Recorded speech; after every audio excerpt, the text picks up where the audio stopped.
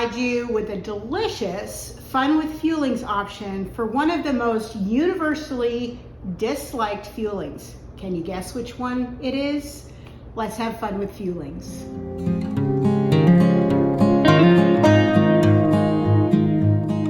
Welcome to my channel. If you're new here, my name is Elizabeth and I am living in the light by documenting my weight loss journey. So far I have lost 116 pounds.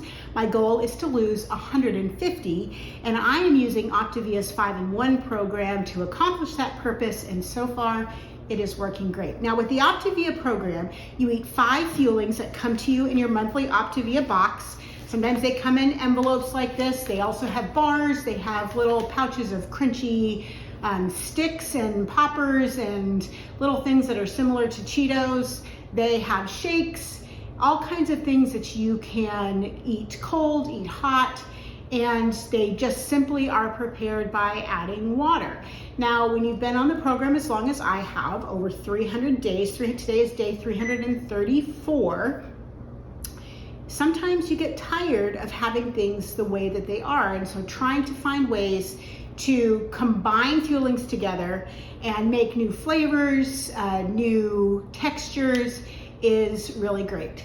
So before I show you this particular one though, would you please scroll down a little bit, give me a thumbs up. It really does help me. It helps my channel. It helps my videos to be seen. I had somebody comment the other day that they had never heard of me before, and I feel like if you're on YouTube and you're looking for Optavia, I really want my videos to show up for people because I think I have a lot of great information to offer. So the more you like, the more you share, and the more people that I get subscribed to my channel, the more my videos will be seen. So like, subscribe, and share. I'm gonna show you a waffle now I've shown a waffle using the macaroni and cheese before, but this one's a little bit different. I am combining it with the roasted garlic mashed potatoes. You could also use the sour cream and chive one. I've done that as well. But the cheesy buttermilk macaroni and cheese, a lot of people do not like it when prepared the way it is. And so I'm gonna show you how to hack this. Now I have figured one of the best things to do is to sift out the powder. When you use a coffee grinder or any kind of a food processor or whatever, the powder can get a little staticky and kind of go everywhere. So I just sift out the macaroni, get as much of the powder out as I can.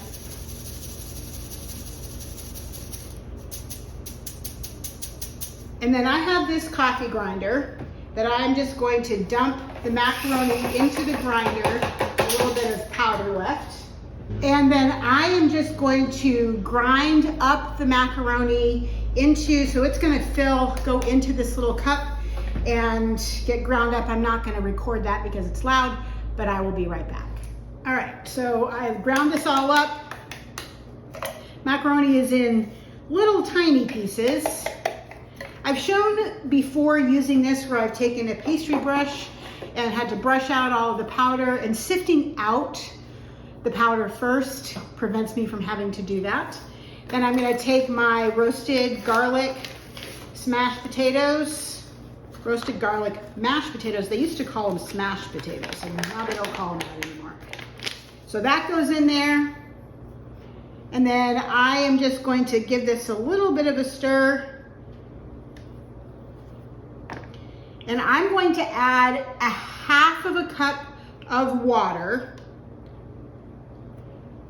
to my mixture. Now I was supposed to, and I would advise you doing this, I was supposed to weigh this before as I mixed it up to make sure that I had an equal amount. So what I'm gonna do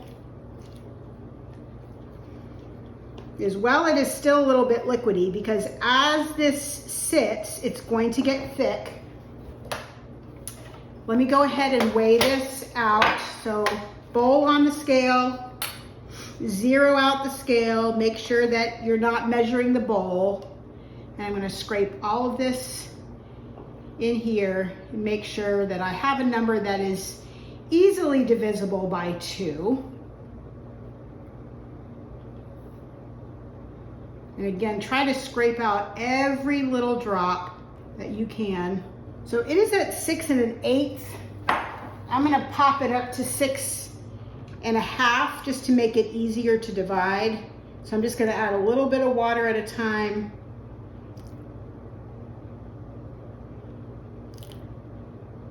There's that 6 1/2. So 6 1/2, which means 3 1/4 ounces per little mixture. So I'm gonna let this sit for 15 minutes. I want the potatoes and the macaroni to absorb the water, and you can see it's already getting much thicker. And in 15 minutes, it will be a nice, not solid, but close to solid mass. So I'm gonna come back in 15 minutes.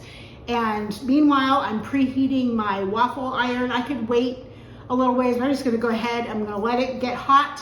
The hotter it is, the easier it is for things to not stick. So it'll be fine. I'm gonna just let it go, and I'll be back in 15 minutes. It'll just be a second for you.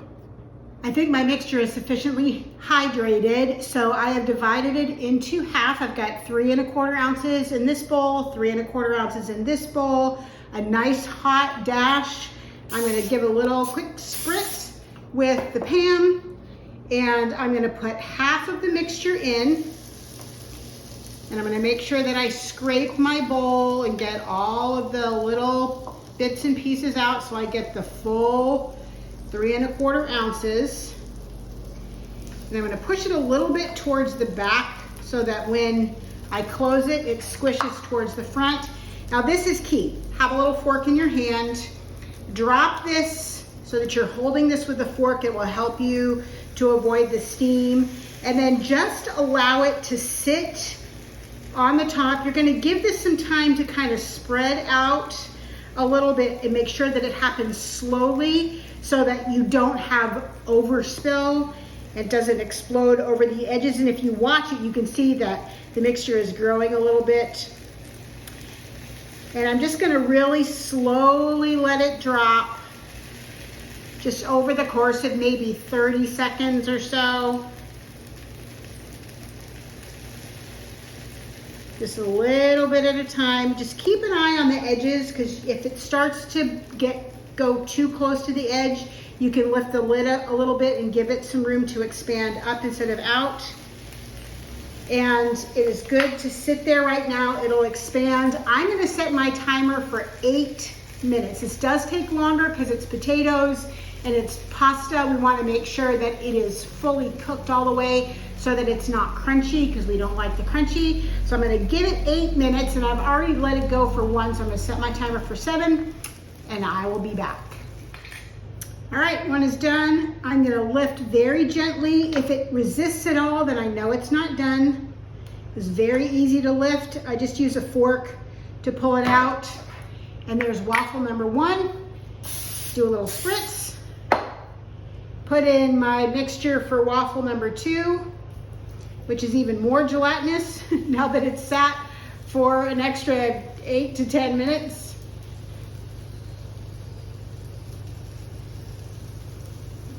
And just repeat the procedure, making sure that I close very gently, allow it some time to expand. You can pat it out a little bit if you want to.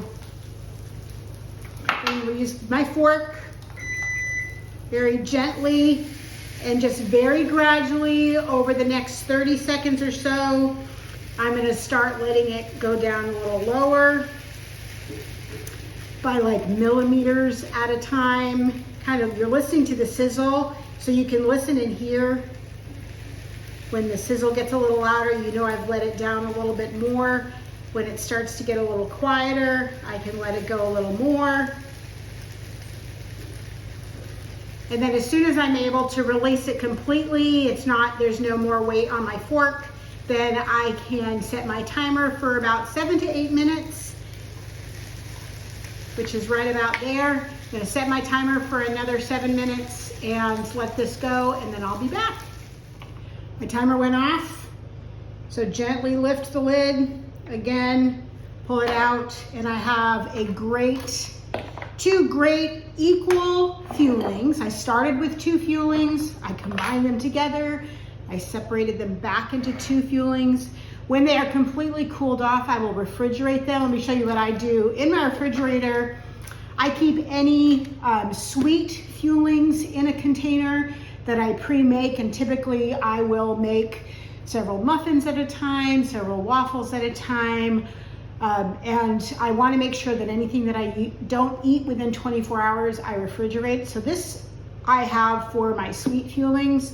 My savory fuelings I tend to just put into a Ziploc bag because I don't do as many savory fuelings ahead of time. So when these both cool off, they will go into a Ziploc bag, into my refrigerator, and I will have them for a fueling when I'm ready for them. These are great to pop in the toaster or the air fryer. You could also do the potato fry trick where you cut it up into strips and air fry it.